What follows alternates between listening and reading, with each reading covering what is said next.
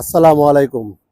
আমরা আজকে আসছি ঈশ্বরদীতে, রূপপুর পারমাণবিক বিদ্যুৎ কেন্দ্র। এই সেই বিশাল পারমাণবিক বিদ্যুৎ কেন্দ্র, যে বিদ্যুৎ কেন্দ্র নিয়ে অনেক আলোচনা এবং সমালোচনা আছে। যাই হোক, এটা একটা পারমাণবিক বিদ্যুৎ কেন্দ্র। এই বিদ্যুৎ কেন্দ্রটি আমাদের বাংলাদেশে এখনো চালু হয়নি, চালু হওয়ার পথে।